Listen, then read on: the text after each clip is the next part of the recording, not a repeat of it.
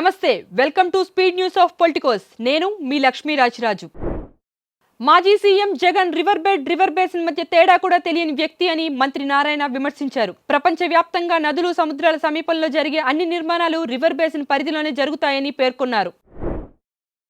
YCP అధినేత జగన్ అమరావతిని వ్యతిరేకించలేదని ఆ పార్టీ నేత సజ్జల రామకృష్ణారెడ్డి అన్నారు. జగన్ అమరావతి రైతుల పక్షానే మాట్లాడారని తెలిపారు. శ్రీవాణి దర్శన టిక్కెట్ల జారీ విధానంలో టీటీడీ కీలక మార్పులు చేసింది. భక్తుల సౌలభ్యం కోసం జనవరి 9వ తేదీ నుంచి తిరుమలలో ఆఫ్లైన్ జారీ చేస్తున్న శ్రీవాణి టిక్కెట్లను నిలిపివేసి ఆన్లైన్లో కరెంట్ బుకింగ్ విధానాన్ని ప్రవేశపెడుతున్నట్లు తెలిపింది.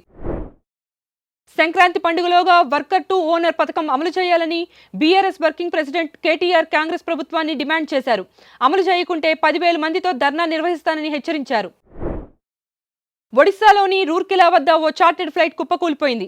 9 సీటర్ ఫ్లైట్ రూర్కెలా నుంచి భువనేశ్వర్ వెళ్తున్న సమయంలో కూలిపోయినట్లు అధికారులు తెలిపారు. ప్రమాద సమయంలో ఫ్లైట్లో 8 మంది ఉన్నారు. ఇరాన్ ప్రజలు ఆ దేశ ప్రభుత్వానికి వ్యతిరేకంగా పెద్ద ఎత్తున ఉద్యమిస్తున్నారు. మహిళలపై విధించిన ఆంక్షలపై నిరసన వ్యక్తం చేస్తూ యువతులు సిగరెట్లు తాగుతూ కమీనా ఫోటోలు కాల్చేస్తూ తమ వ్యతిరేకతను తెలియజేస్తున్నారు. నవీన్ పోలిశెట్టి మీనాక్షి చౌదరి జంటగా నటించిన అనగనగా ఒక రాజు సినిమాకు టికెట్ ధరల పెంపునకు ఏపీ ప్రభుత్వం అనుమతినిచ్చింది.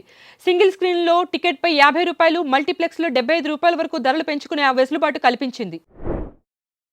ఇవి ఈ రోజు పొలిటికోస్ అప్డేట్స్. మరికొన్ని అప్డేట్స్ కోసం చూస్తూనే ఉండండి Politicos. Please subscribe to the channel and download the Politicos app from the links in the description.